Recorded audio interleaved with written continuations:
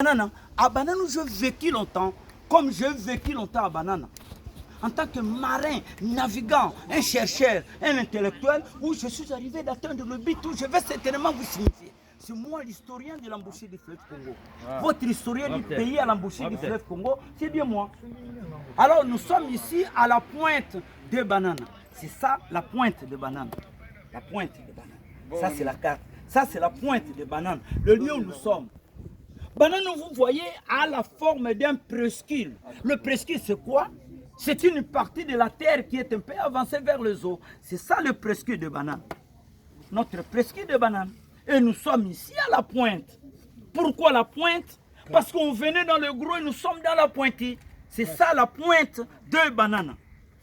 Et s'il est lié ici à la pointe de Banana, j'accueille le professeur des universités du pays, du monde, les étudiants également, les ambassadeurs, les missions diplomatiques, mes officiers supérieurs et généraux du pays, les politiciens du pays, entre autres le ministre, les élèves et la population. Alors nous sommes ici à la pointe de Banana. Ok. Calme. Alors, les pierres que vous voyez de l'autre côté, jusqu'à atteindre de l'autre côté aussi, la distance est de 150 mètres, c'est notre pointe de Banana. Et les eaux que vous voyez ici, tous ces eaux ici, ce sont les eaux salées de l'océan. Tous ces eaux ici, ce sont les eaux salées de l'océan. Observez, c'est ça, les eaux salées de l'océan. Et de l'autre côté, c'est le bras du fleuve Congo, c'est ça. Le bras du fleuve Congo, mais ça subit l'influence des eaux de l'océan. Tous ces eaux ici, c'est salé. Ok. Et en face de nous, ce sont les eaux salées aussi de l'océan. En face de nous. Tandis que les 2 km au centre, les 2 km au centre, ce sont les eaux douces du fleuve Congo, où le fleuve Congo s'est désobéi l'océan. Et qui continue jusqu'à 135 km au niveau de l'océan. Mais ces eaux ici ne sont pas salées. Ce sont les eaux douces du fleuve Congo. Bon, observons un peu les 2 km du fleuve Congo. Au centre, vous voyez comme une ligne noire là que vous voyez. Et claire là-bas au centre. C'est notre passage du fleuve Congo. Mais les eaux ici ne sont pas salées. Et ça continue jusqu'à 135 km au niveau de l'océan. Ok. Alors, observons un peu la carte. Ça, c'est Mwanda, Banana, et en face de nous, Soyo, une ville angolaise. Cette ville angolaise, à l'époque coloniale, fit la Saint-Antonio do Zaïre. Après l'indépendance, le 11 novembre 1975, cette ville devenait Soyo, l'authenticité du milieu. Alors, nous revenons encore à la pointe ici. Observez ici, ça c'est notre route numéro 1 du pays, où nous appelons ça la nationale numéro 1. Le kilomètre 0, c'est ici à Banana. Lorsque vous quitterez Banana, vous serez à Mwanda, à Boma, à Matadi, à Kinshasa, à Bandundu, au Kasai, au Katanga, jusqu'à Kasumbalesa. Kasumbalesa, c'est la frontière du Congo et la Zambie. De Lubumbashi à Kasumbalesa, la distance est de 92 km. De Banana maintenant à Kasumbalesa, notre national numéro 1, la distance est de 3259 km.